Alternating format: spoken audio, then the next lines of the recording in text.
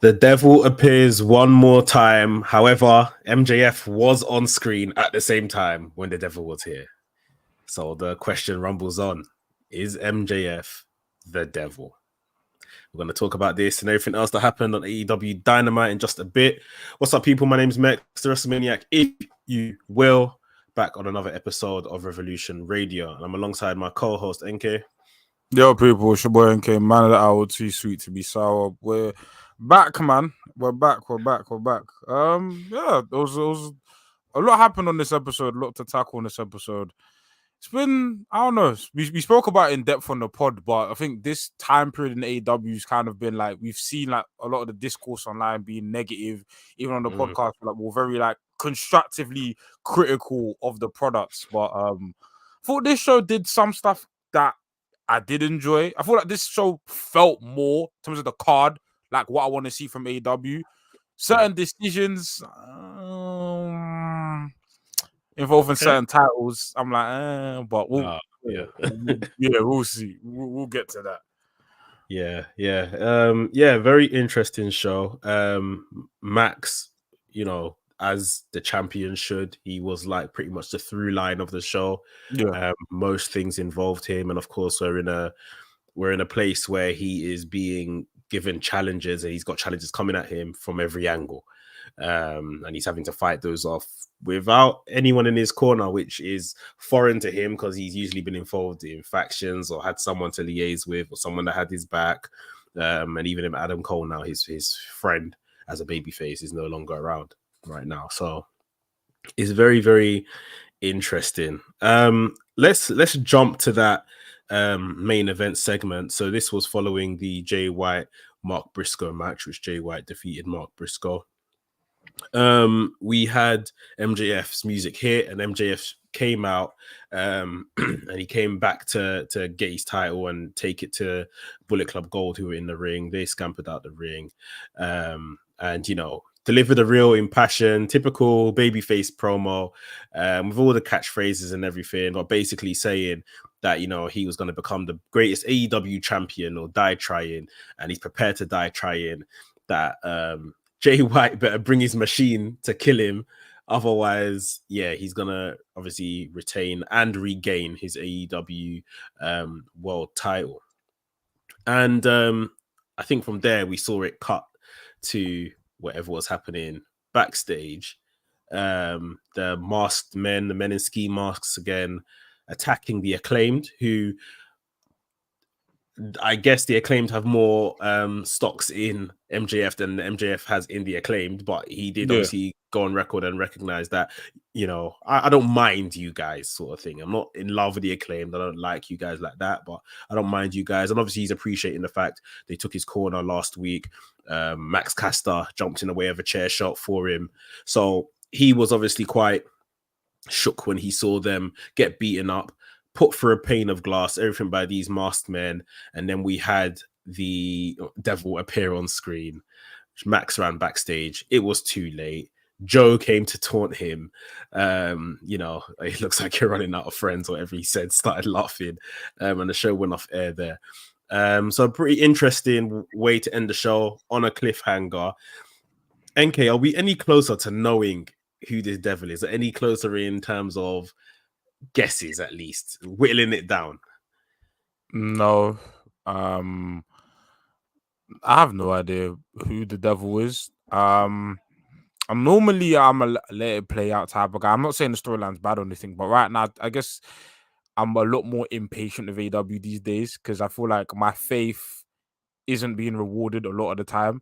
So I'm less like inclined to be like, okay, let it play out. I'm like, okay, who is it that I want to know now? And obviously they're probably, I don't know if we'll get a review at Full Gear, but I don't know, just seeing how disheveled Adam Cole was like earlier in the segments has kind of made me say, okay, maybe it might not be him.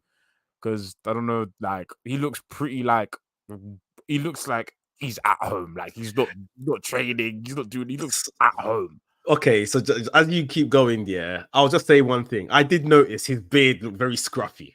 Yeah. So that probably goes in with what you're saying. At the same time, we know when these like really want to do something like this is the kind of stuff they'll do. He doesn't have to be anywhere, because one thing I noticed as well, obviously the first time we saw the devil appear within this whole thing, everyone was talking about the stature of the devil. Yeah. Physical stature. And I think we saw the devil physically again like that one other time. And since then, maybe people are beginning to clock onto the stature. The devil has never appeared. The devil's just always been the head in the black on the black screen, and that's it. We can't even see the neck and the body anymore. Yeah.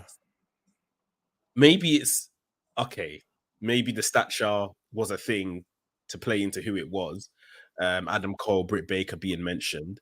And it's now they don't want us to see that person's body because one of two things, it'll give it away, or they haven't decided who this person's going to be yet.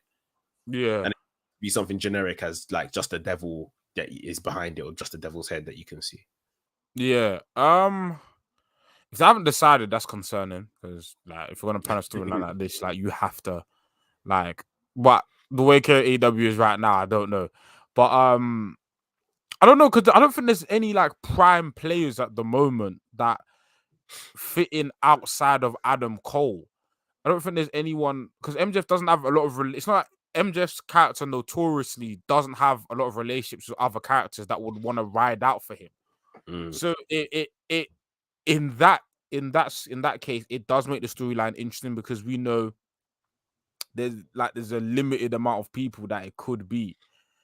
Do you think it could be a new signing or someone who's not currently an active member of the roster? My answer is yes and no. Nakai Golden has put someone in the chat that's in my shortlist. However, I think this is pretty not underwhelming, not super underwhelming, but I don't think it will hit the heights. So my four main people are two is one in the same: Adam Cole / Britt Baker. I think they could be trying to kind of reform, make some type of new kingdom. Obviously without Maria Kanellis, and we have Britt Baker in there instead, with the rest of the guys. So either or of Adam Cole or Britt Baker. Jack Perry definitely entered my head today because of the glass and the CM Punk stuff that had happened and the glass. And I just thought, okay, Jack Perry is obviously, they've been away. He was a project for them. And I feel like obviously he lost his way whatever that CM Punk stuff happened, but they maybe still want to make him into this, badass babyface sort of thing. So that could be a thing, but I do think that would be a bit underwhelming, because once you stick Jack Perry in the ring with MJF right now, it doesn't weigh up. So I have to say, and this is where we are right now, CM Punk is now like a choice for me. Before, I was just thinking, this could be CM Punk, CM Punk is now a choice for me, 100%, because of the glass, because of the people he was attacking. Again, last time we saw him was he was the real world champion, and MJF is the world champion. This would be an absolute masterstroke of booking to actually fire him. I mean, we've spoken about MJF's 2024 storyline back in the day and how it should go. They should literally let him leave the company with the world title, go around, and then eventually come back. Like, literally go as far as remove him from the books, so no accountant can even say, no, actually, this is all storyline. They're actually still paying this guy. Like, I think this could be levels of CM Punk is in cahoots with Tony Khan, and it's just like, you're out for now. We're going to bring you back like this. And this is, look, last but not least, he's a devil. The greatest trick the devil ever played was making people think he didn't exist. Yeah. We've heard it. Now, I don't know how people would like it or not, but maybe I'm just selling myself a dream and trying to sell you a dream. But I think if this is CM Punk, but put to one side how I feel about that guy, this would be absolutely excellent. Nah, I think that would be like one of the greatest swerves in wrestling history. Yes, But 100%. At this point, I'm not even against it. I just don't know who it could be, because I feel like, okay, the Jack Perry thing storyline wise is very interesting, but I agree in terms of like how long this has been built up, it may underwhelm a certain portion of fans. But I think weren't there multiple devils, well, not devils but henchmen towards the end of the segment? 4. Yeah, so maybe There were 4 last time as well that attacked Jay White. yeah. So if it's now like a faction of them and Jack Perry's a member, I would be down for that. If he's not like the mastermind, if there's okay, there's the main guy who the big reveal, let's say Adam Cole, CM Punk, and then you've got Jack Perry in the mix. I think that as a faction would be very interesting. I honestly have no idea, and I just hope, I pray, like my biggest thing is that I pray like the reveal is worth it. I think Adam Cole, if it's Adam Cole, fine, cool, predictable, but I think nobody's gonna complain. Punk would be internet's on fire for like the next month. It'd be mad.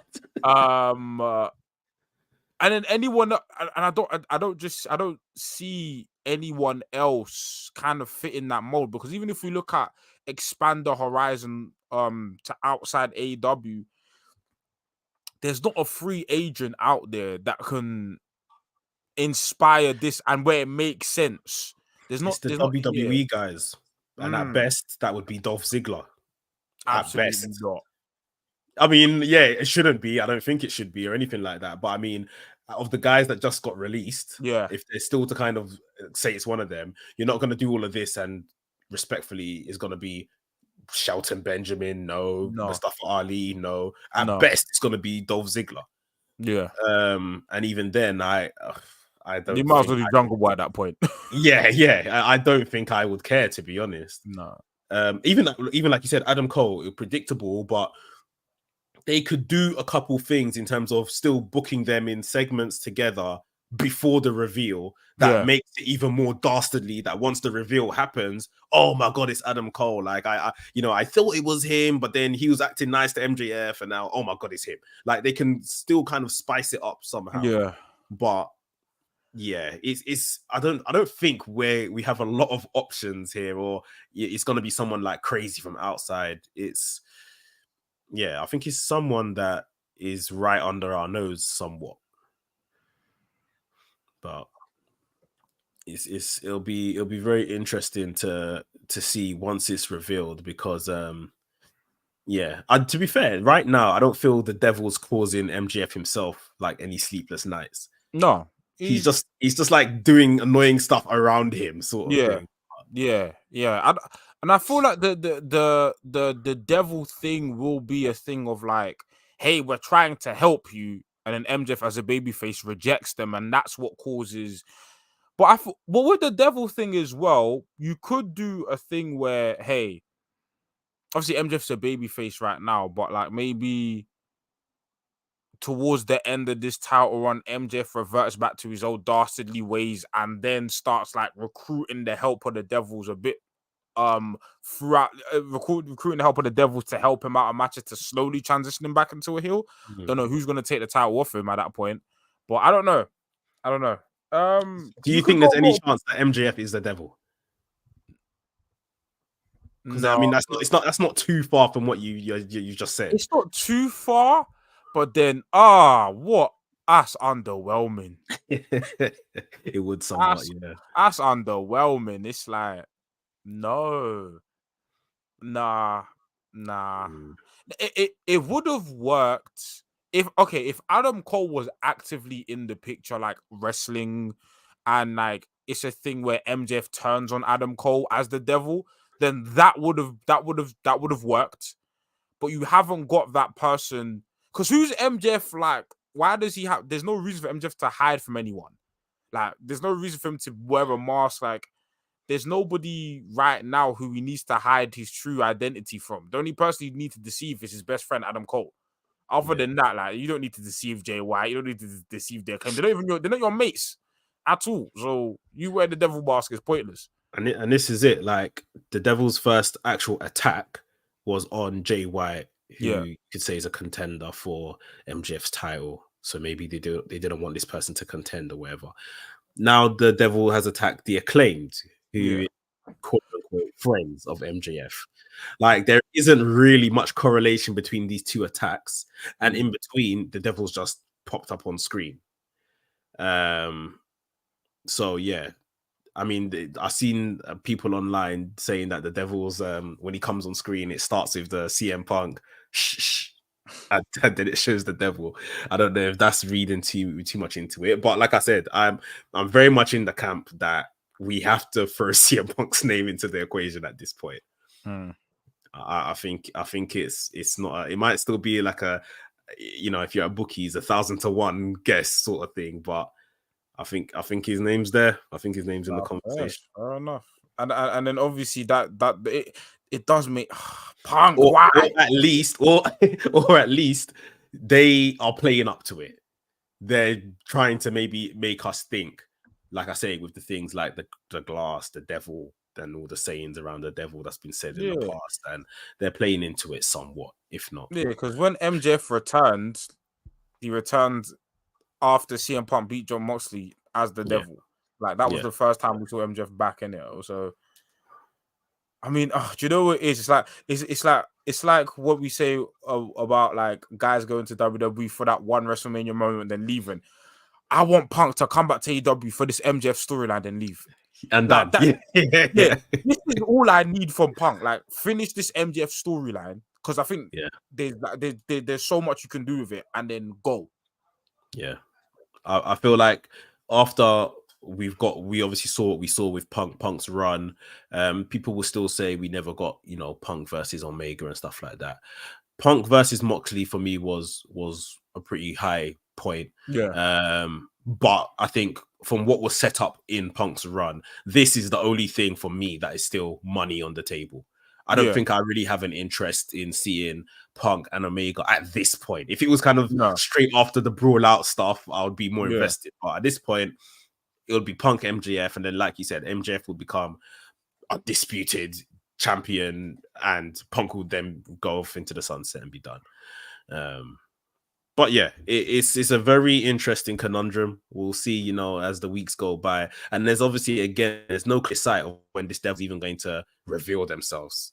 This could possibly go on for a very long time. It won't, I hope, because it will, you know, drag out and people will lose interest. But I think we'll see. I think maybe Adam Cole, I think, is maybe scheduled back towards the end of the year. So maybe sometime between December and January, maybe that World's End pay-per-view. Good way to kind of mark the pay-per-view. That could be a good point to do a reveal. But yeah, appreciate everyone that's tuned in. Hit the subscribe button if you're new here to WRESTHINGS. Hit the like button, and we'll get into this review. So AEW Dynamite coming from Portland, Oregon on the night, and we saw the show open up with MJF. He had one of his calls with Adam Cole. Adam Cole telling him to take the advice of Samoa Joe, and MJF still not adhering to the advice, although he's running out of friends. Roderick Strong, the Kingdom guys, they come into the picture as well. MJF hasn't really got any time for them. No, did they come into the picture here at this point? Yeah. Or was it Daniel Garcia? Yeah. Okay, yeah, it was there. Yeah. MJF. I think it was Daniel Garcia first, and these first, maybe, because Daniel Garcia had the opening match with MJF for the world title, where MJF has said to Daniel Garcia, you know, who am I going to see tonight? Basically, you've got a lot of potential. Who am I going to see tonight? The sports entertainer or the professional wrestler? Daniel Garcia said, I'm going to see the professional wrestler. And he said, cool, like, let's do this sort of thing. Then I think the Kingdom came. And yeah, MJF said he was going to get ready for his match. They started talking to Adam, saying that, you know, it's rude for him to walk off and all this kind of stuff. Adam Cole left the call. And I think Roderick Strong made some reference to the Devil, didn't he? Yeah.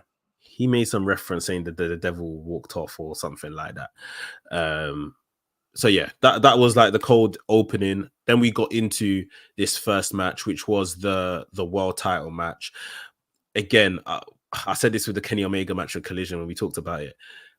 I struggled just because give me the visual of the world title, man. Like Jay White running around with it is, I think it's enough, man.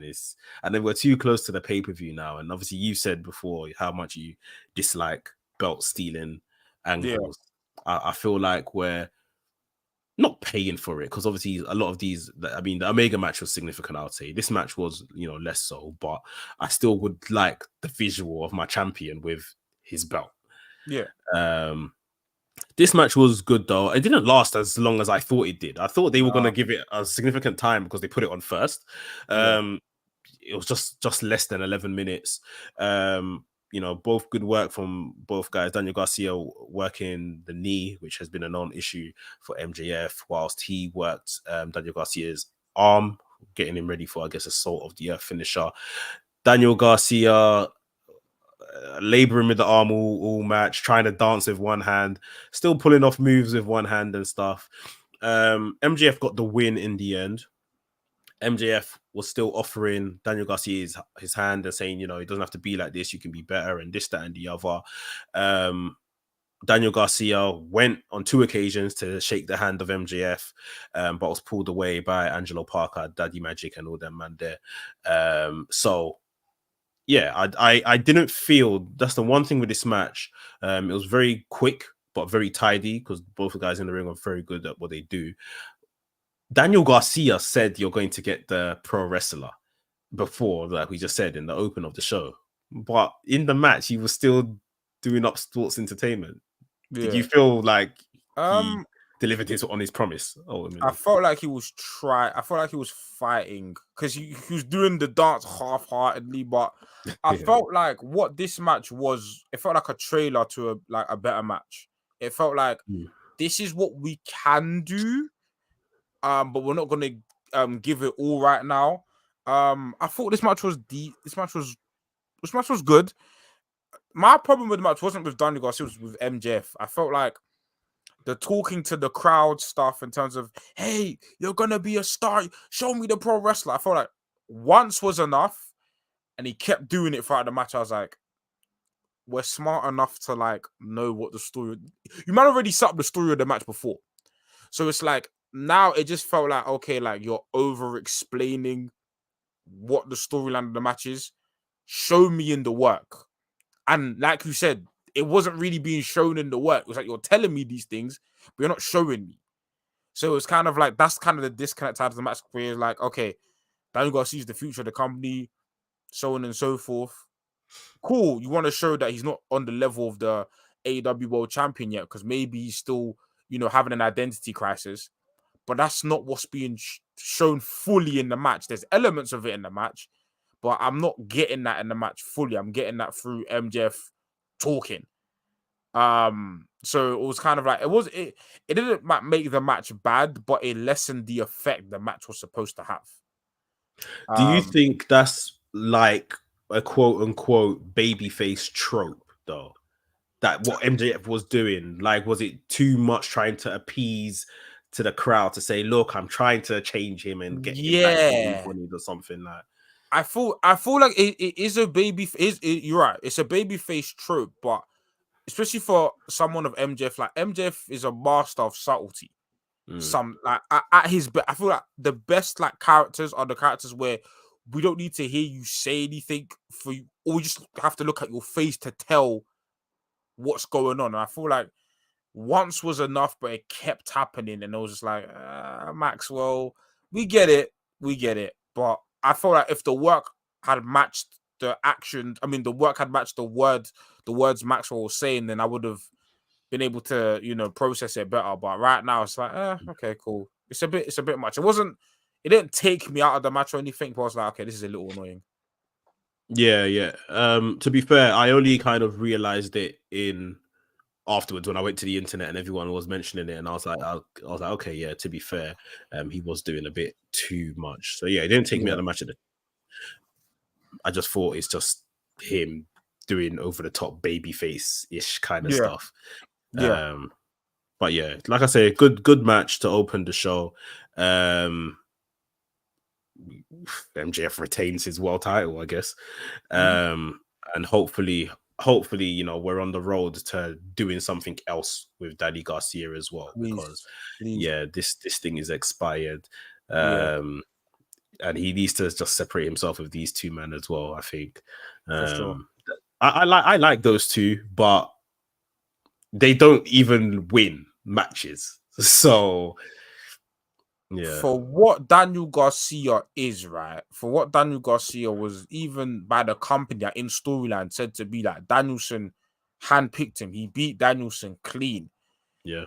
For what, like, the whole thing about Blackpool Combat Club and Jericho Appreciation Society is like, this guy's going to be the future of the company. And he has potential to do that. Like, in terms of in-ring, and the Jericho Appreciation Society has given him a bit of character, but I think it's gone too far into like comedy now. For what we see Daniel Garcia as like a top star, it's time to like spread his wings and leave these men who like are great, like 2.0 are like great, you know, they're great like mid-card acts. They're a fun act. But Daniel Garcia isn't a fun act. He's like somebody who has a high ceiling, has a lot of potential. So let him realize that potential. You know what I'm saying? Like let him do some stuff. Let him have like I'm not saying he needs to like feud with Hangman and Omega yet, but let him, you know, be in like that TNT title picture properly. Let him be in that All Atlantic picture properly. Let him be a proper fixture of the show. The same way, for example, Darby's never won a world title. But Darby's like he's treated well. Same thing you want for Daniel Garcia. Heck, Sammy Guevara's hasn't been doing much recently. That's a slot that can get filled. Yeah, where is that guy? I don't know if he's injured or his wife. I don't know. The baby's coming, or maybe I don't know. Maybe. But yeah, I see Daniel Garcia, and I hope this makes sense. Like when I look at, say, if we take names like Rock, Austin, Triple H, Randy Orton, like Rock, like obviously Austin just superseded everything in every dimension, mainstream. People know him, this, that, and the other. Rock obviously went mainstream. John Cena, you know, has made his way out of being wrestling top star into mainstream. The likes of Triple H and Randy Orton were just that, like their ceilings was wrestling top star sort of thing. Yeah. And I look at Randy Orton especially, and I see Daniel Garcia as like what could be. Like to be honest, he's quite in the culture and stuff like that as well. But I see him being one of these guys that, not that AEW do this, they treat their world title with some reverence, but he could be a multi-time world champion by the time he's, you know, well into his mid-30s or whatever, late 30s, if he stays with the company, because he can be that Mr. Reliable. Yeah, for play sure. Like, play a heel, whatever the case may be. Like you mentioned like Rock and Austin, and obviously those two are like the mega stars in the Attitude Era, but Triple H was always in the mix.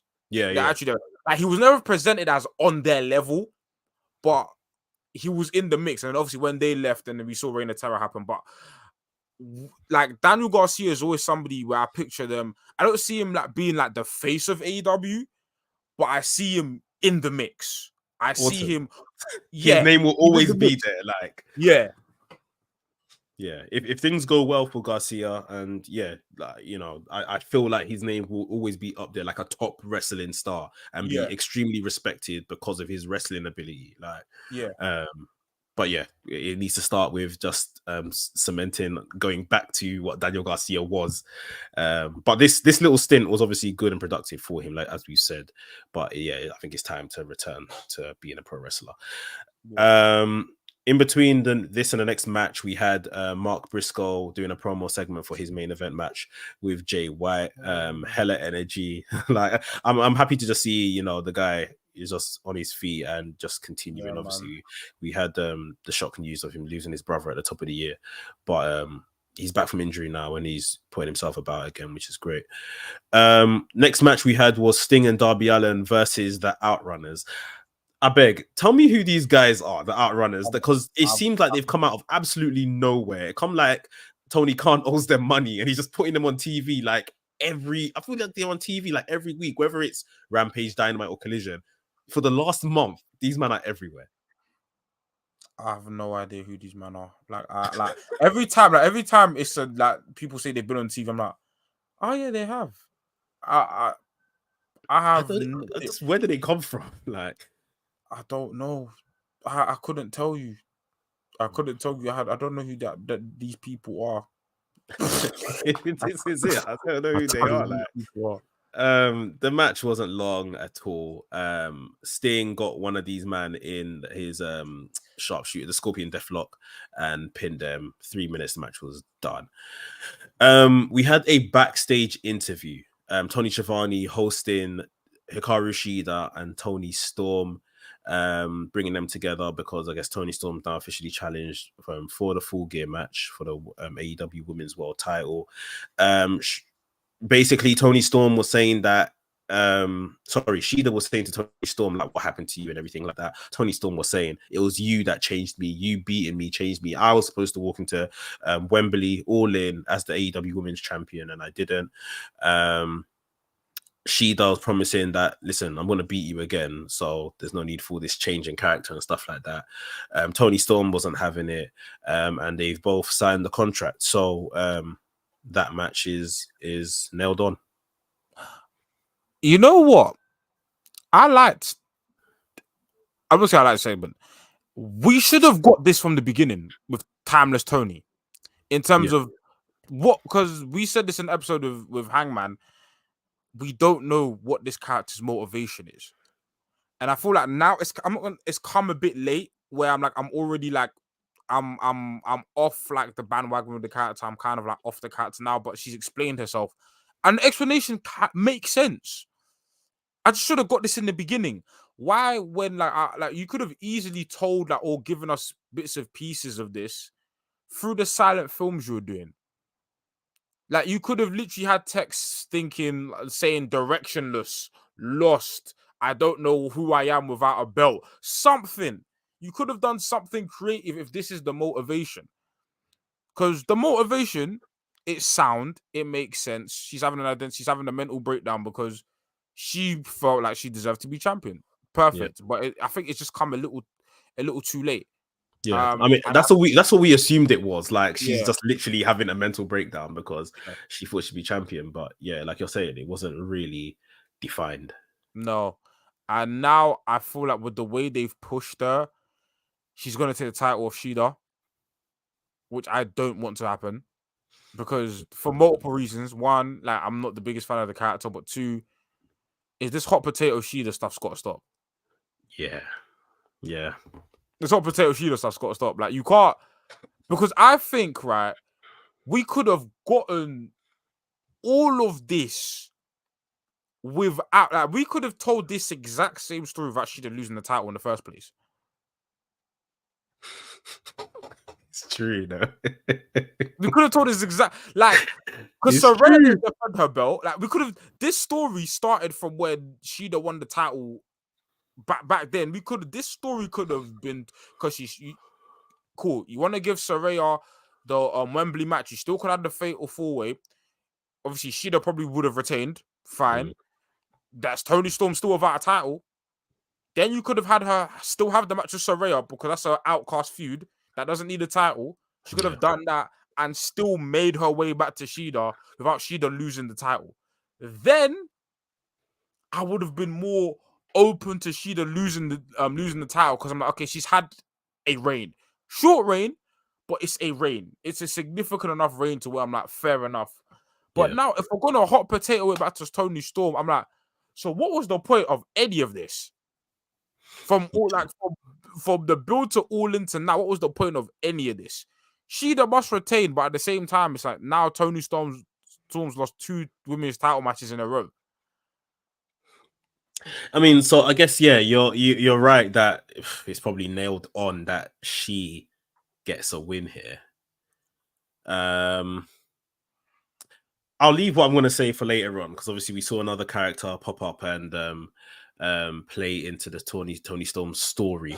So we'll come back to this, but I think it's quite valid that Tony Storm might be a favorite to win this match at this point.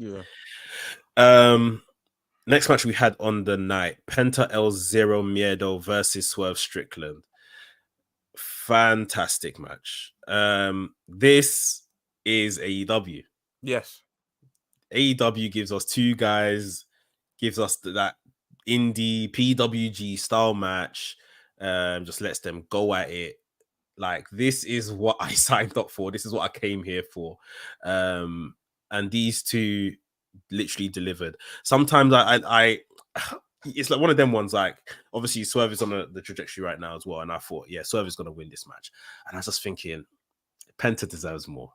Not necessarily against Swerve right now, but in general, Penta is just someone that is just like, go out there and have a great match. But you're not winning, but you're going to kill it. Like, and it's just like, at what point do we do something with him? And I know, to be honest, I don't necessarily blame Tony Khan for this. Between him and Ray Phoenix, the visa issues and this and what company they're working for and who they have a relationship with, it is too much. To be honest, it would give me a headache if you're trying to manage all of that. But he's too good to just only be used in these kind of spots, to just put on a great match and that's it. He's very good, man. And yeah, this match was pretty incredible between the two for, you know, again, just about a 10-12 minute TV match. Very violent in spots. You heard the slapping of on the chops on the bodies and all of that kind of stuff. The kicks, that move, was it like a, I don't want to say like some type of driver or something that they did in the corner, and Penta, he fell off his neck, like, yeah, absolutely crazy. A snapping of Penta's arm, and then obviously Swerve put him away with the stomp. It was very, very good for the match. And then to round it off, Hangman comes running out, absolutely possessed. This is the best version of Hangman, by the way. It's of Hangman, I love it. When he's just like, all he can see is red, like, and he comes in and he's chasing down Swerve. He's got the chair in hand. He's delivered some chair shots on the ramp. He's done Deadeye off the ramp into like a table off the side of the ramp, pulled away by all the referees, this, that, and the other. He was banned by ringside, from ringside, sorry, for the match. So literally, as the match ended, he just literally ran out and made his attack, which is, it's the baby face adhering to rules, even though you'd think if you saw a man in your house, it's on site regardless. Yeah. But he adhered to the rules and got his lick afterwards. And yeah, I mean, we know we're heading towards Hangman versus Swerve anyway. But from the match to the segment that followed, yeah, I just thought this was all done so well. Yeah, I thought, oh man, this was excellent, man. Penta, man. Like, do you know what it is? And I've noticed, like, more credit to him, like, he's slimmed down a lot. Like, he's he's in a lot better shape, and you can see by the way he's moving.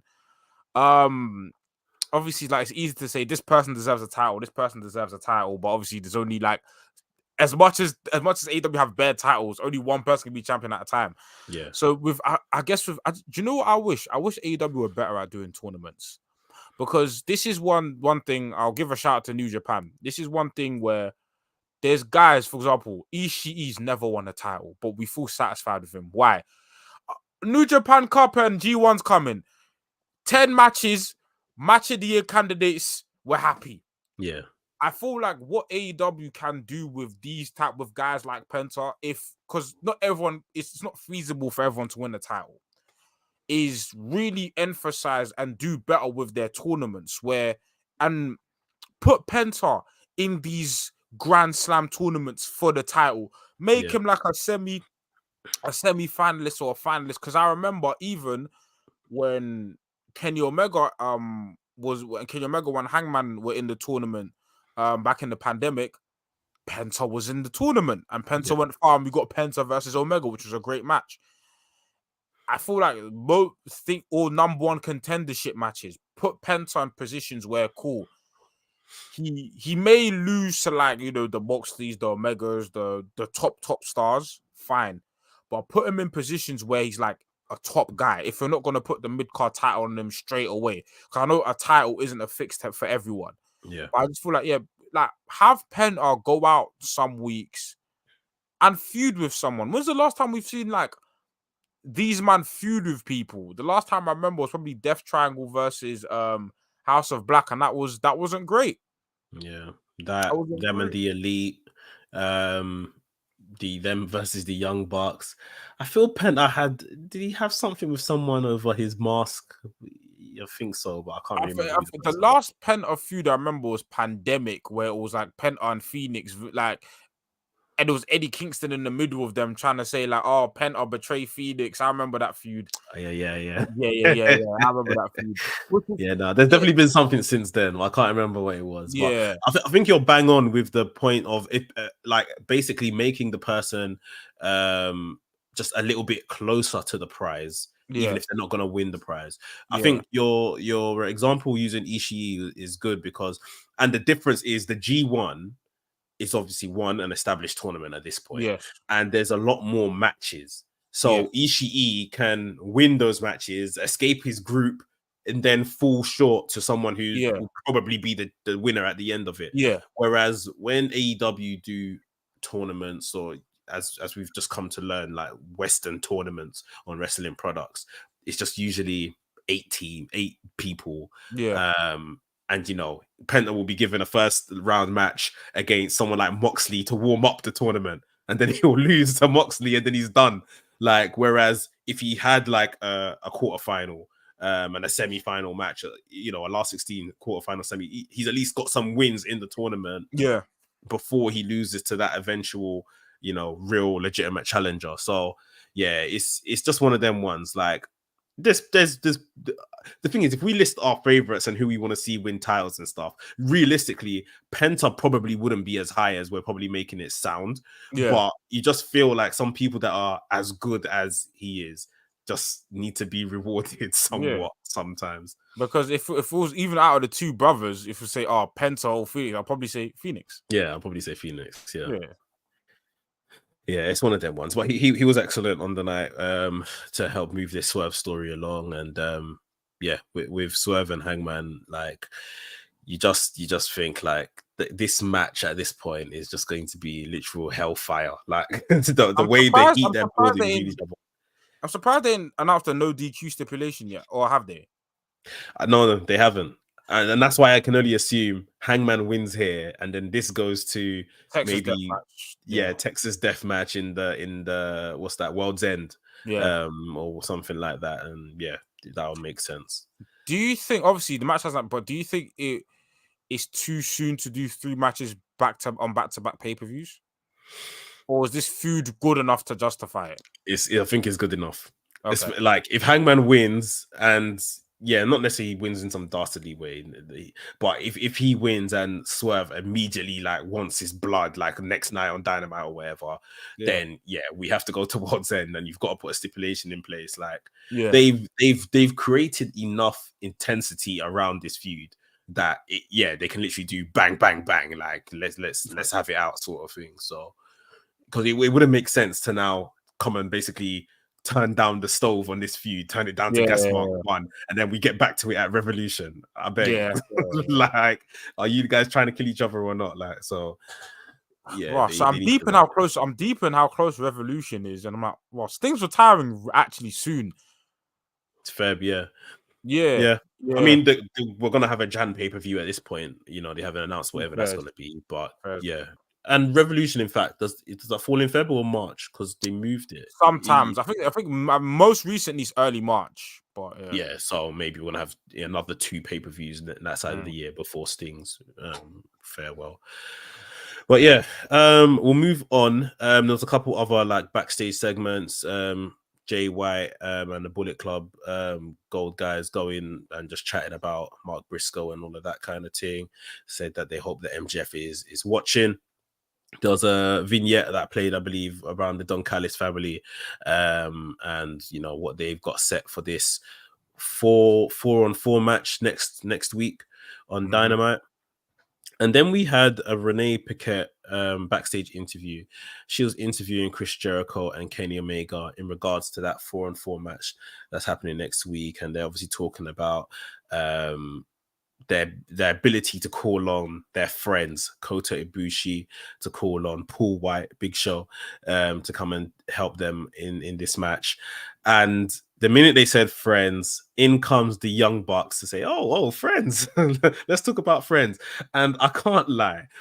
The minute I heard Matt Jackson's voice, I said, flipping hell, Matt, can you calm down? This guy, he just seems so angry. Like, he plays the angry brother so well, like, in terms of just everything irates him. And he's like, it's funny, like, they've never really gone into like any story of how protective he is of Omega. Yeah. Because from New Japan all the way to now, like, that's all this ever is. It's like, no, Kenny's my friend. He's not allowed to kind of be with anyone else. And that's never really been a story. But basically Matt was basically saying how, you know, we should be the elite. You've gone off. What the hell is this Golden Jets thing? Which they obviously spoke about the name. I think it's a horrible name. I don't even know. Yeah, okay, cool. And even the reason why it's a horrible name is because the whole golden part comes from Ibushi. Yeah, it's like it's no, like you should have given yourself like a Winnipeg name or something. Yeah, 100%. Like I just think, or just Alpha Omega, simple. Yeah. I think it's horrible. But anyway, they took jabs at the name. They said that Kenny Omega is, you know, he should be with the elite and stuff like that. Took a lot more jabs at Chris Jericho, saying that, you know, we started a company and you came and just attached yourself. You just see this as another payday and this, that, and the other.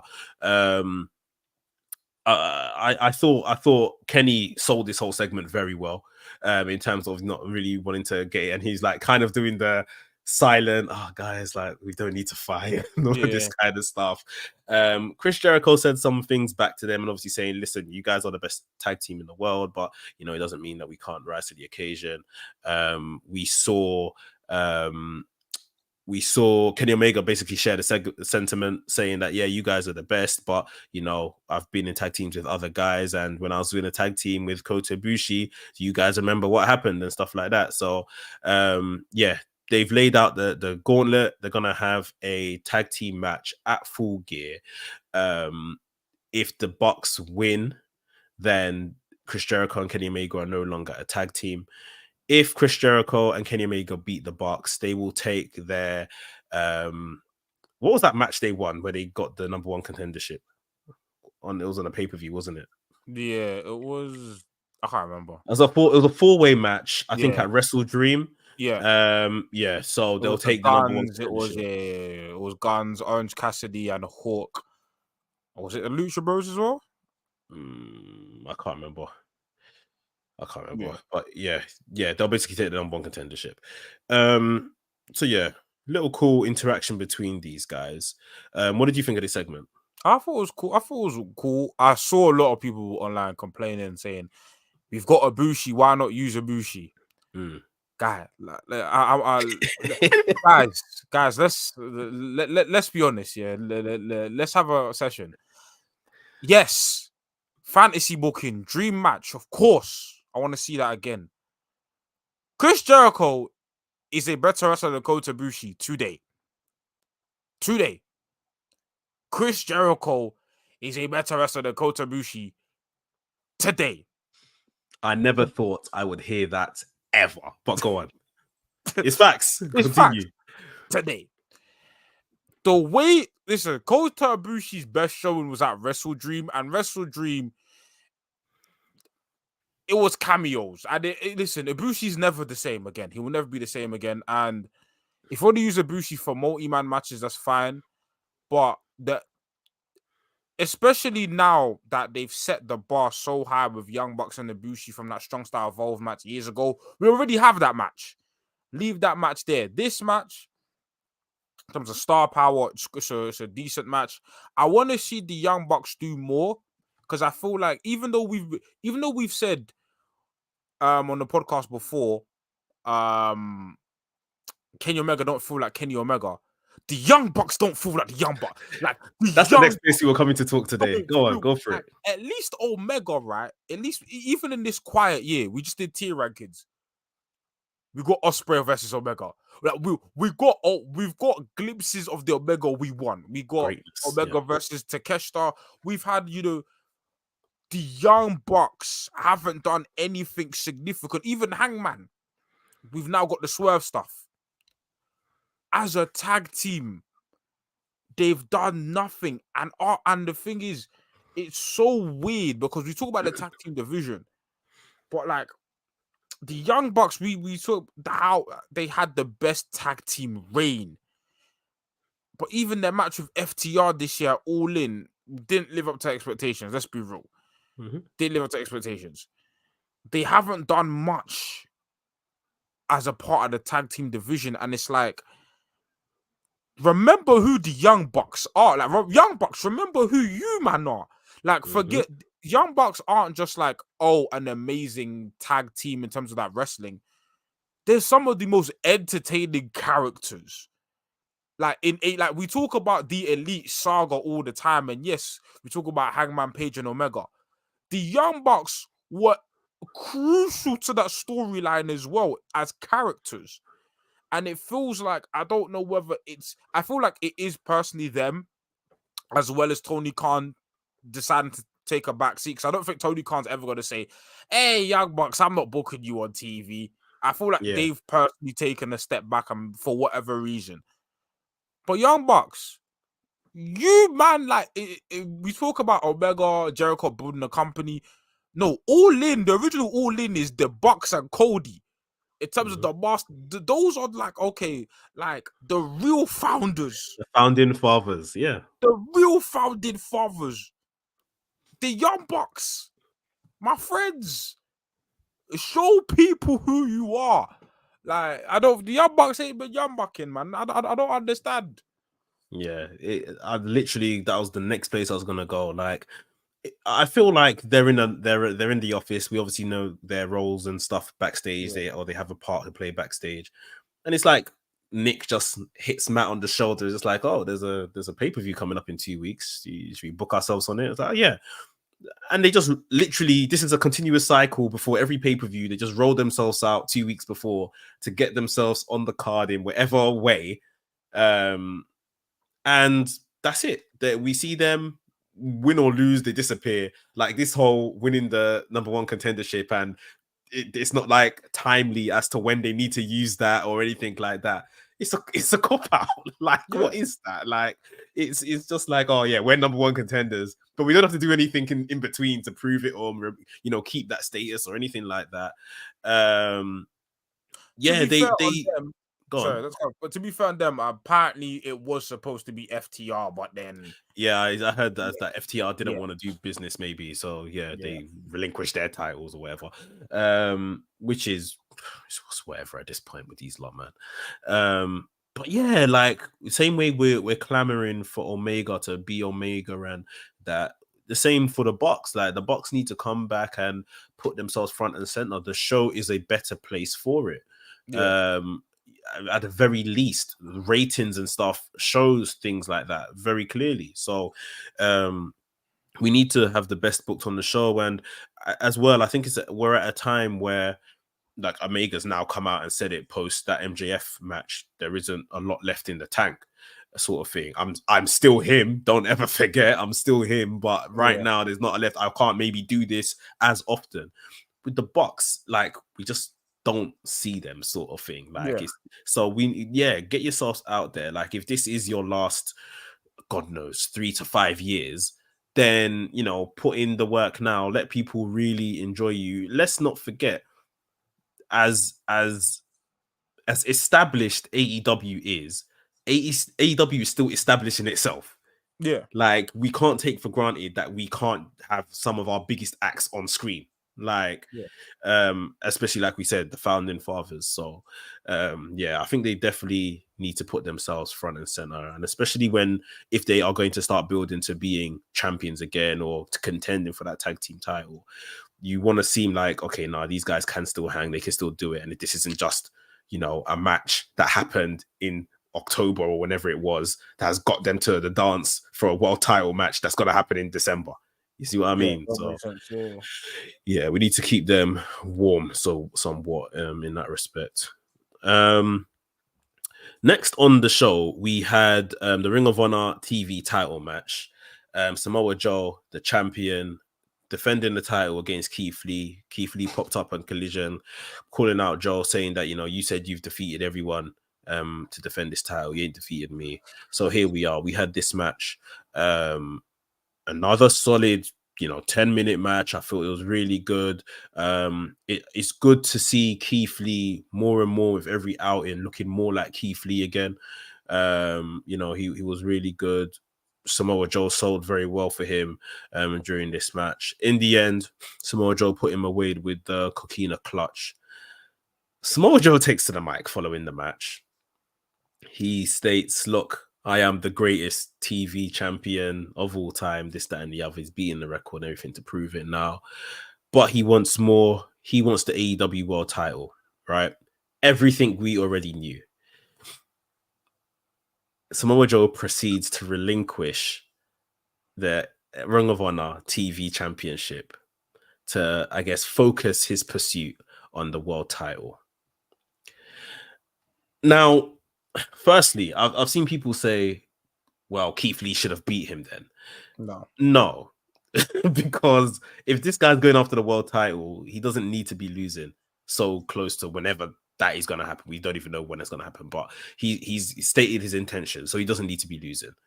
If they wanted to maybe put it on Keith Lee or something like that, following Keith Lee's little spat with Shane Taylor, that they could have used it then, and then maybe let Keith Lee beat Samoa Joe just before he was approaching this Jay Lethal's record of TV thing. Because I think that's another disappointing thing.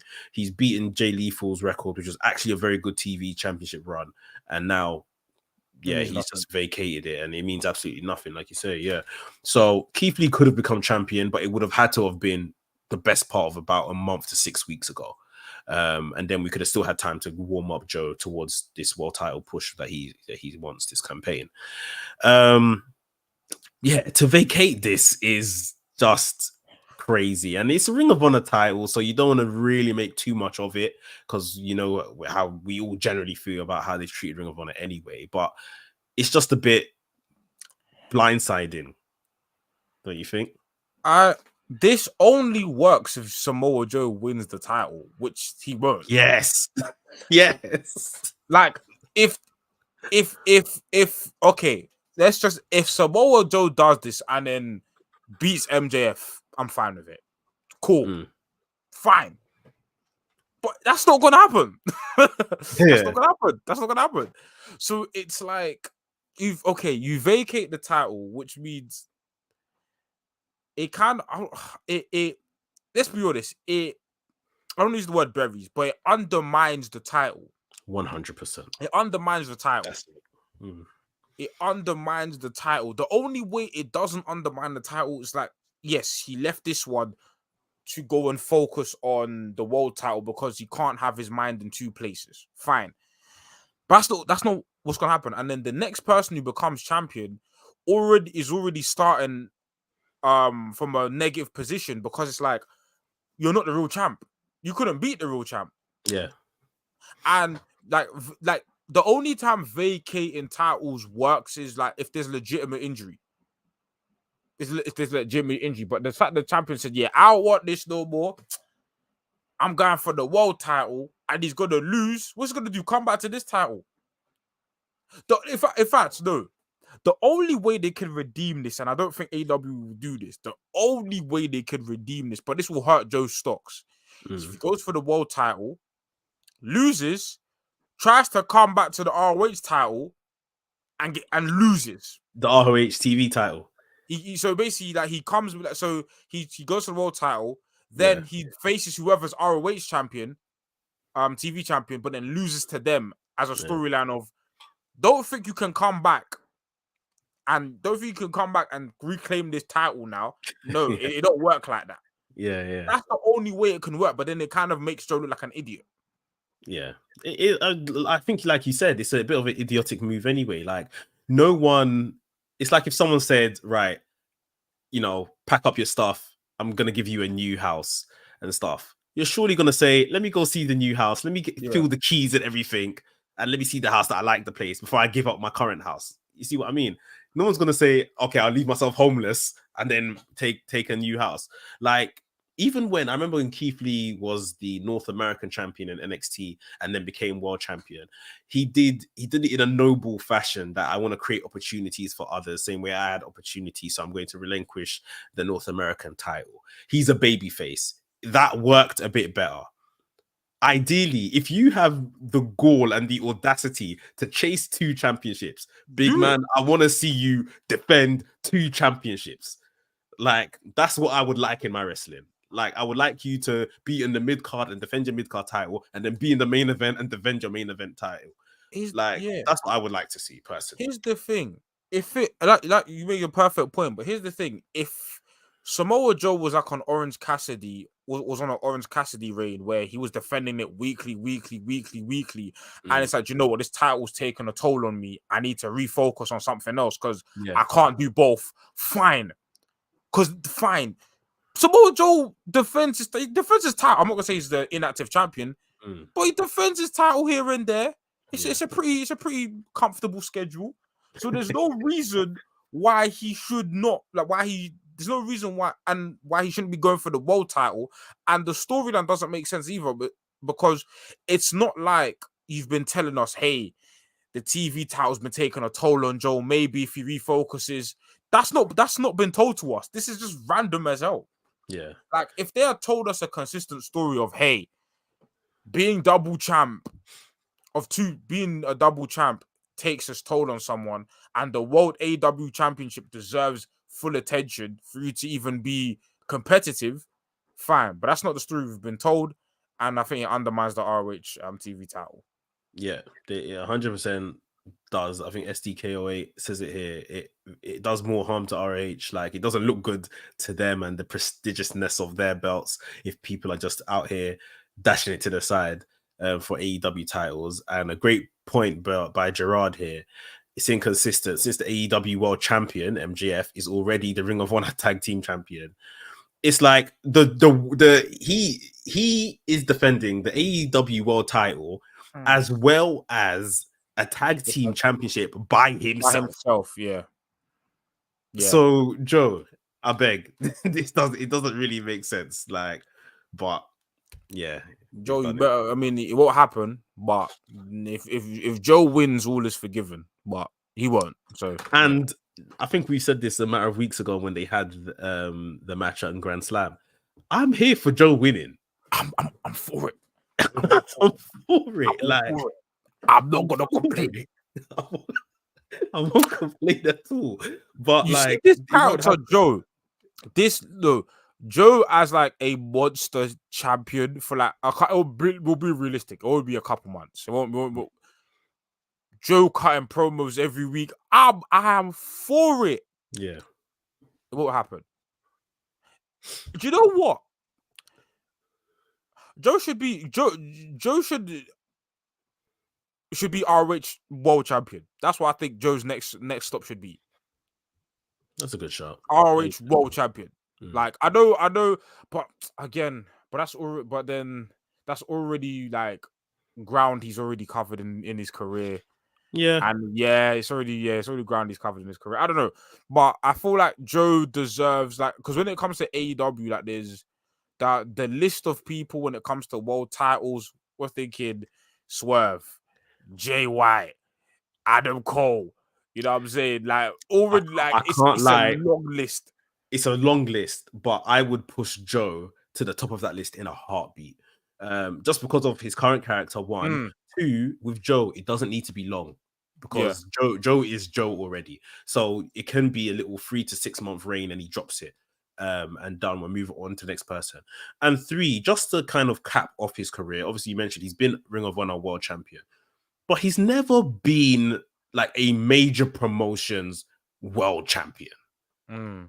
And, you know, it depends how they say the Ring of Honor title is a world title, so fair enough. But an AEW world title, I think, would give him, and again, it's one of them ones where I don't think he needs, like, it's just not a proving ground. Like, Joe doesn't need it to prove himself, but to kind of close off his career, at least he got to the top of a mountain of a very established major promotion at least once, I think would be nice. Yeah, it'd be nice. I feel for someone of like Joe's like Joe's gonna be remembered like as one of the wrestling legends. Like, yeah.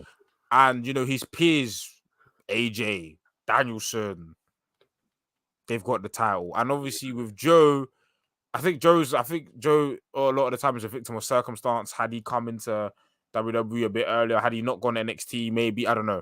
Yeah. But yeah, it's weird. It's weird to say he deserves a title because for his career he does, but he doesn't need one. Yeah. But I would love to see that moment. Like Samoa Joe's like one of my favorites in it. So like, listen, I would not be opposed to that. It's just the pecking order in AEW is just like there's so many guys and there's so many guys. Yeah. There's a lot of man.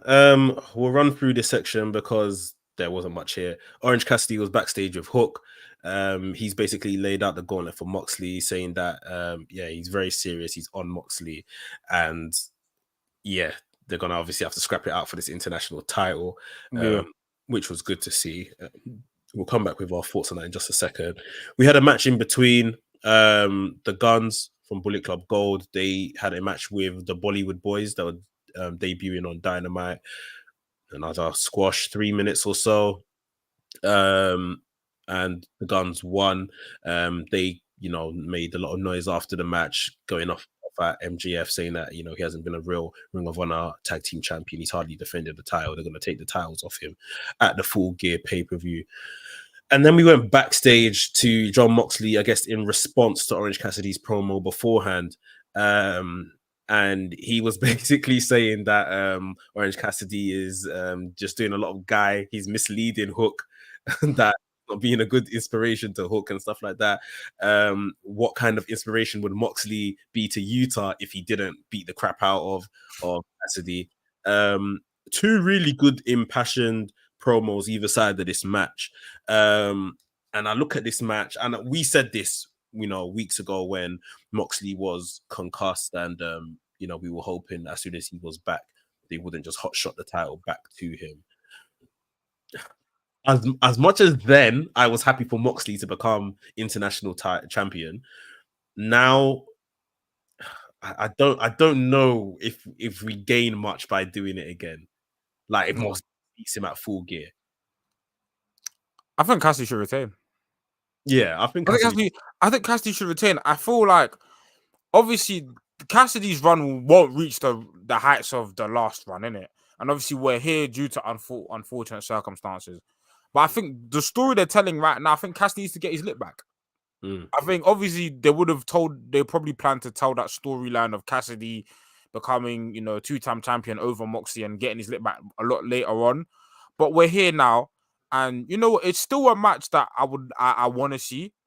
But I think have Cassidy finally get over, John Moxley, and then, have him have the title to Double or Nothing latest Double or Nothing. Like that's what June or something, mate.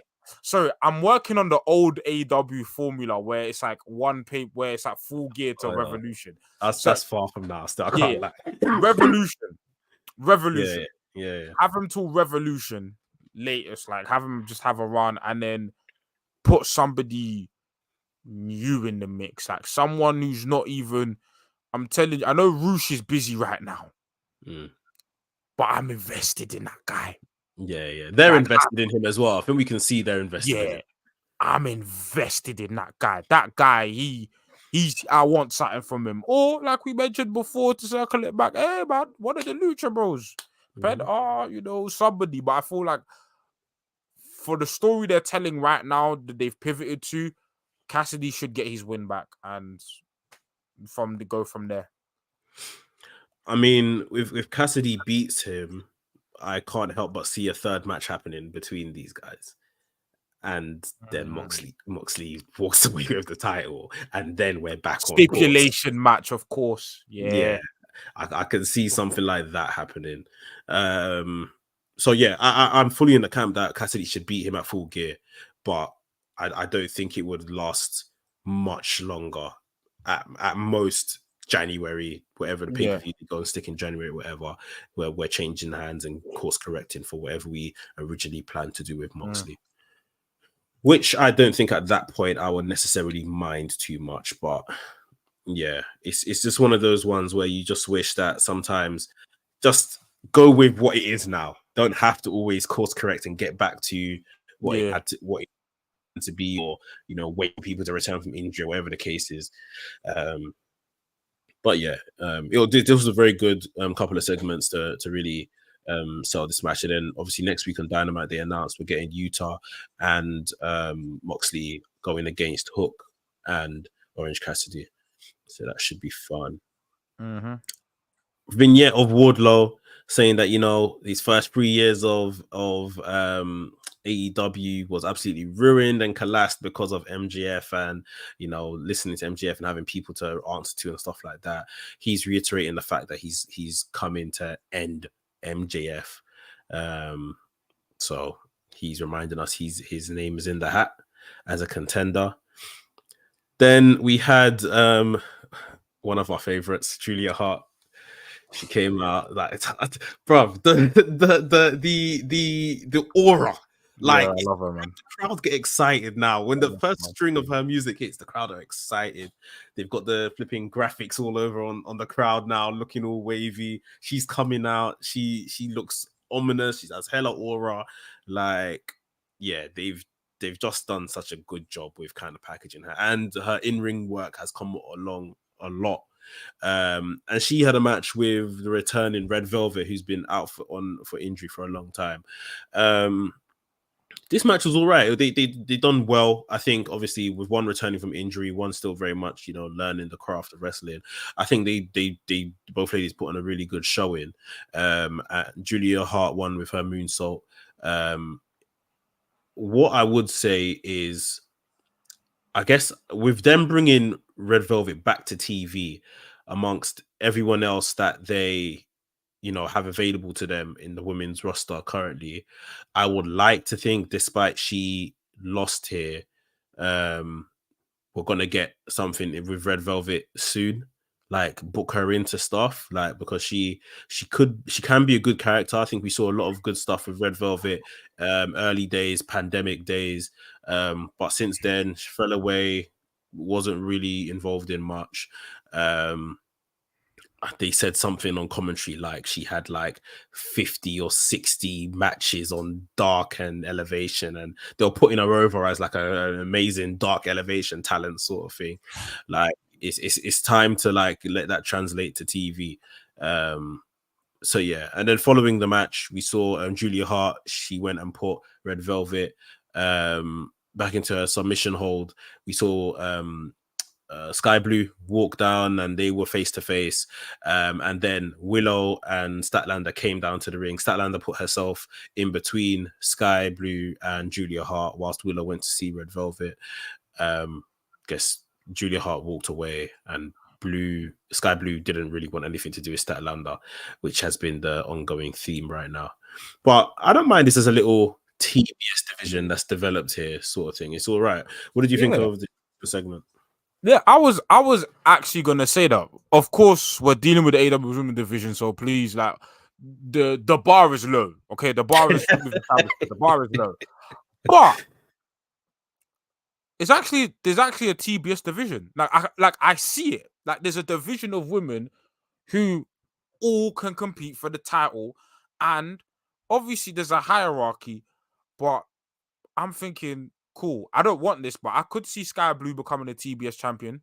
Yeah, I could see that. Willow, the stocks are high in Willow. We know this. Obviously, Julia Hart, just amazing. Now you've brought Red Velvet into this, and she's obviously had a feud with Jade. She's well acclimated to the TBS scene. I'm like, we've got a little something going on, and I feel like, now we've got something. I feel like what I would like to see happen is these women now face off against each other a bit more frequently. Have a Willow versus Willow versus Julia Hart. Like, maybe do and again, see, I feel like when Tony Khan does tournaments, he misses opportunities. because now is a perfect time to do a tournament. Yeah. You've got the names there. Like, because we said AEW do short tournaments, right? You've got the names there. Okay, you can throw in a random somebody here and there, Diamante or whatever, or just to throw in numbers. But you've got the contenders there, and it'd actually be a somewhat compelling tournament. Because now it's like, okay, I can justify every woman going for the TBS title against Statlander. So there's a little scene going on. Yes, like I said before, the bar is low, but it's something. It's something. Yeah. And something is better than nothing.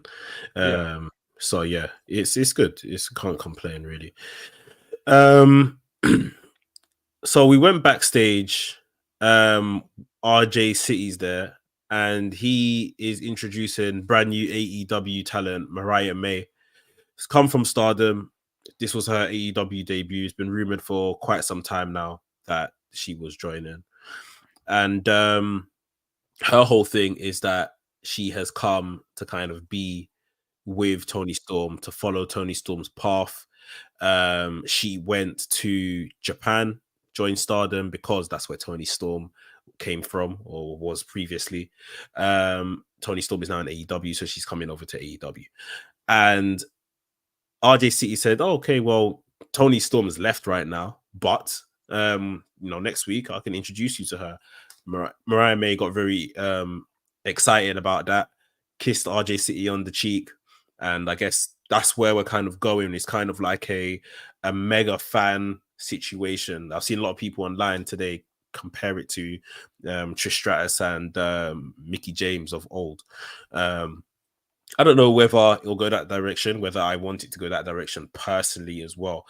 I'll tie this in with what we were talking about earlier with Toni Storm. Ultimately, until you had said that Toni Storm is probably going to win here, I thought, okay, if she retains, and maybe this could be Mariah May almost seeing Toni Storm as she is now, thinking, you're not Toni Storm. This isn't who I went to Stardom following their footsteps for. When you came to AEW, this wasn't you either. And it's almost like Mariah May helps Toni Storm find herself again. I think less so of like Mariah May is going to jump into this world that Toni Storm is in now, more so pull her out of this funk she's in, if you like, and bring her back to normality. It may still involve some really kind of cringy super fan stuff, but yeah, I feel that's more of, if you've said like I literally followed this person around the world and follow their story, well, you should be kind of shocked when you see her as she is now, if that makes sense. I think the opposite. I think Mariah May's gonna dive right into the he's gonna like, because even when we saw like when she was like teasing like vignettes, right? They were very Toni Storm. They were Toni Storm adjacent. And even the character we just saw now, super impressionable, naive. She ain't been here before. Very excited. I think it's gonna be a thing where Toni bosses her around, and she's gonna just adopt like the gimmick. I think they're gonna be like a 1-2 thing where obviously like Toni's the leader, she's the apprentice. Which is funny because Tony Khan's telling that story twice because he's doing it with Athena and Ring of Honor. But and to be honest, that's pretty much the story she's just come from as well in Stardom. Like she came in, her and Zaya Brookside, Ricky, what's his name, Brookside's daughter. They went from England to Stardom basically on that same kind of story, basically. Yeah. So I feel like that will be the case. And do you know what I think now? I'm thinking about it. I think they might turn Toni heel. Isn't she a heel already? It's weird because it's because Tweeder-ish, but I feel like they're gonna fully like pivot her to a heel. Mariah May's Mariah May is 100% involved in the finish of the Full Gear match. Okay, yeah. She's involved in that finish. And I don't think it's going to be clean. I feel like what they're going to do is because they love Shida, they're going to protect Shida with like a goofy loss, shenanigans galore, where it's like, she lost because of rah, and then they give Toni Storm back the championship, which would make Toni Storm a 3-time champion as well, right? Yeah, it would. Yeah. That's what I think's gonna happen. Yeah, I mean that makes sense. That makes sense completely.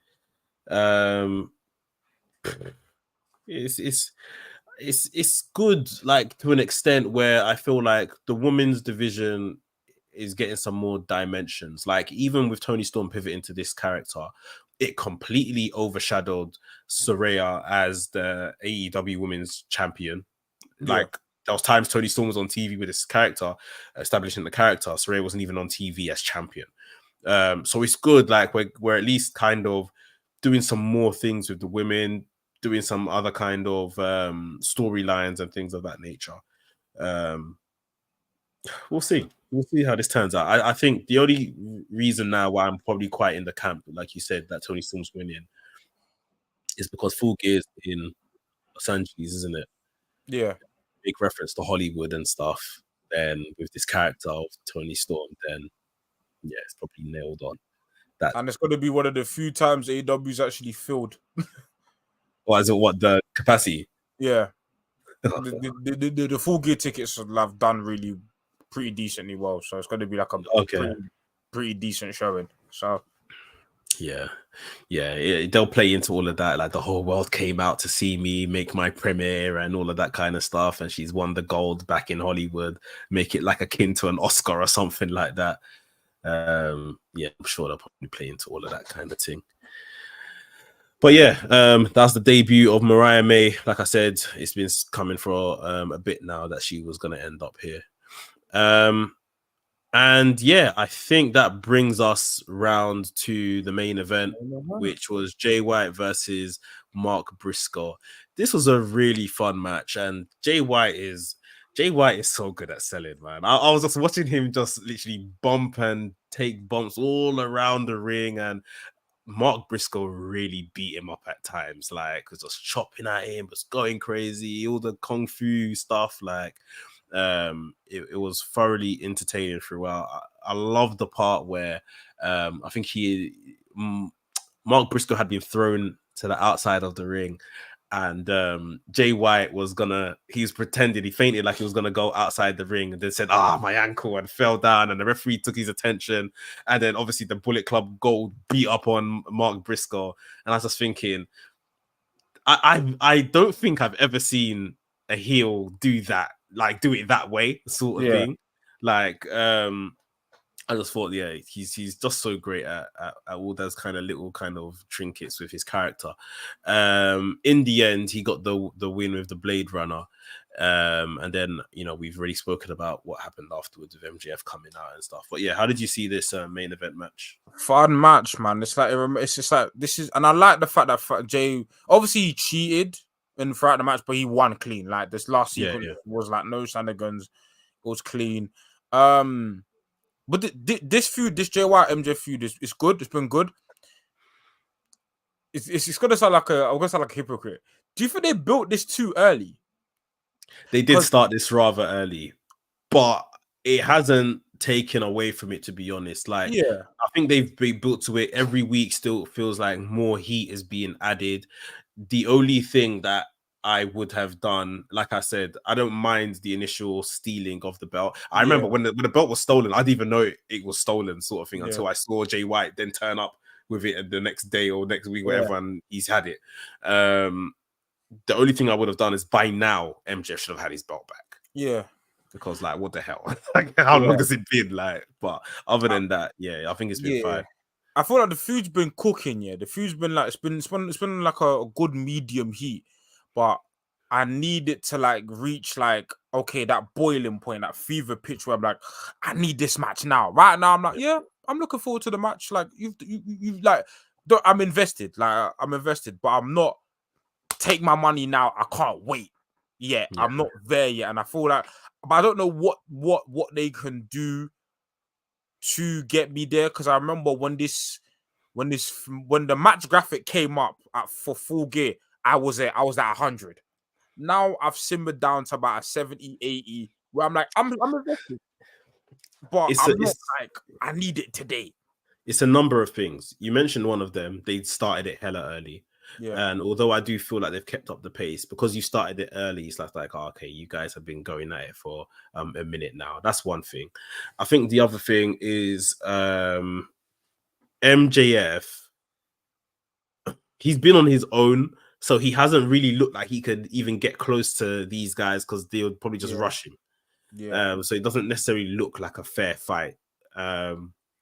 The other thing is in between when they first announced Jay White and MGF, or when we knew this is the direction they'll go in, probably for Full Gear, we've had this match on the night, Danny Garcia, we've had Kenny Omega, we've had Wardlow say he wants blood, Will Hobbs wants blood, Samoa Joe wants blood, and it kind of distracts you from here. And it's like, well, I know this is going to be the Full Gear match, so it's like, why can't we just focus on this? I personally just one of those things, like, no matter what I'm watching, I hate when they've advertised a pay-per-view match and we're having championship matches in between before, because it's like, I know nothing's going to change here. Yeah. So what is the point? Like, and I think that doesn't help when you're trying to build something kind of so serious. And same way, like, Jay White should maybe be interrupting those matches with Kenny Omega and Danny Garcia, thinking, no, I want him. Like, I don't want you lot to win it and then you come face me for the title.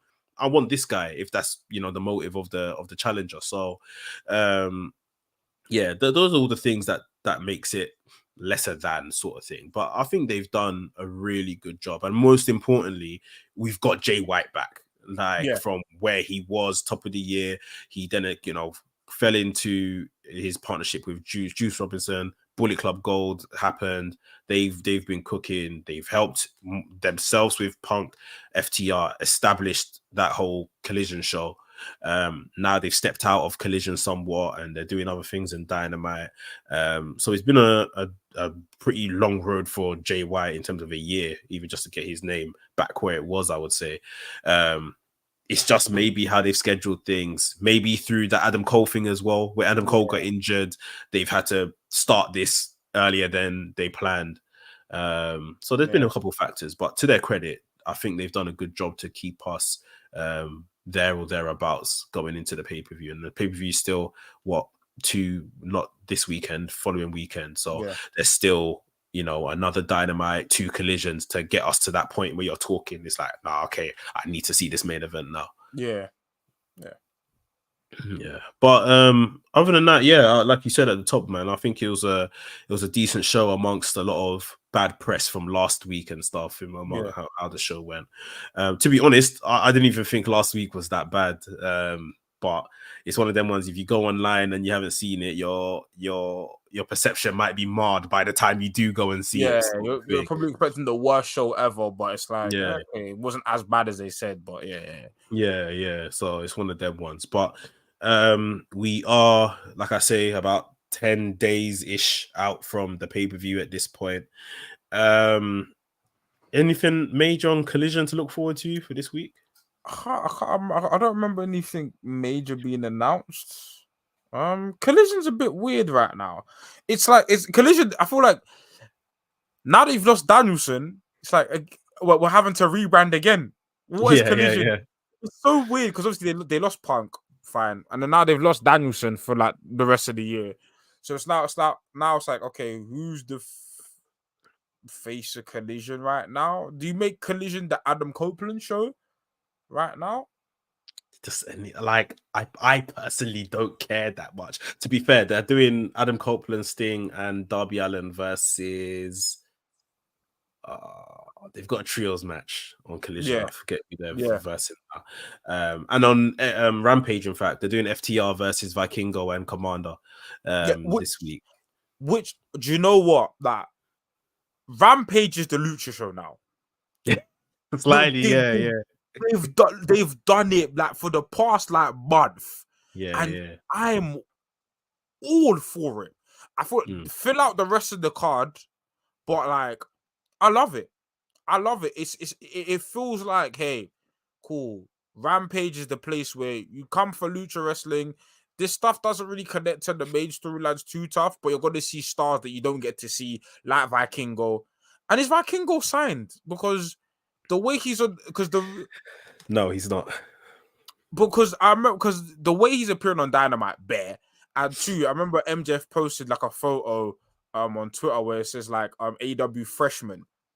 And it was like all the young talent in AEW, and Vikingo was there. I was like, but he don't work here. Like, what? he don't work here, but he does. Like he's on Rampage every other week now. But yeah, and he's on Ring of Honor Bears as well. I think handshake agreement. By the time his deal he's done, he's heading there. We mentioned Collision and Collision being in kind of funny territory. I saw today Andrew Zarian from Matt Men podcast. He said on the Saturday, that is World's End pay-per-view, obviously would be running at the same time as Collision. They are just not doing Collision that week. Okay. Saturday this month, when Full Gear is running, they are doing Collision. I can't remember if they said they're going to just do it at an earlier time or no, they're going to do it the day before. So it's going to impede on Rampage. So they probably won't do Rampage. Or they'll do Rampage and then have Collision straight afterwards or something like that. Who knows? So it's just led to speculation this afternoon that obviously we know Collision numbers in terms of TV ratings aren't doing very well. I believe this past week on Saturday, they done about 300,000, which is very low. Yeah. And with them just docking Collision for the World's End pay-per-view altogether, it's led to people speculating today, will Collision be basically done within the next month? And, you know, will it not be a thing on TV because it's not doing what it needs to do? Yeah. There's been talks even from the same podcast I was hearing that, you know, Warner Bros. That are obviously that I believe what TNT sits under them. It sits under Warner Bros. Discovery. They obviously WWE are trying to straighten out their TV contracts and they're looking over there, like to maybe take on one of, I don't know if it's SmackDown that's still up for grabs that hasn't got a deal just yet, being on one of the Warner Bros. Channels or whatever. It's very interesting. It is all speculation at this point. The only thing that is confirmed is that there is no Collision on the day that World End is going to run. That's fact. Which obviously they own both products, so it wouldn't surprise me if they just didn't do Collision that day and then continued Collision the week after. But people are looking at it in terms of, well, the ratings aren't doing very well. Maybe they just plan to get rid of it. Yeah. Obviously, it's a business at the end of the day. If the ratings aren't doing well, the ratings aren't doing well. But I think Collision, in terms of, I was very I remember when Collision first announced, I was very against it because I know how like brand splits work, but Collision as a product has been honestly a welcomed addition to AEW. I enjoy it. I enjoy Collision, and you just spoke about Jay White. I don't think Jay White has the run he has right now without Collision. Not at all. Yeah. Like that. Don't get me wrong. There's still talent that needs Ricky Starks. It's giving these men space to breathe, and develop themselves. And it's like I said, it's funny now. It's like Jay White is welcome on Dynamite because he's like proven himself, and there's people clamoring for more of him. So he's on Dynamite. He's worked in a lot of man's favor. Yeah, so to see it go, it would just be like, because what Rampage is like, Rampage will always be what Rampage is at this point. Yeah. So it'd be unfortunate, but hey, man, it's just end of the day, it's all about business, isn't it? So this is it for us. That's, you know, we're not even in the States. We're just watching on TV.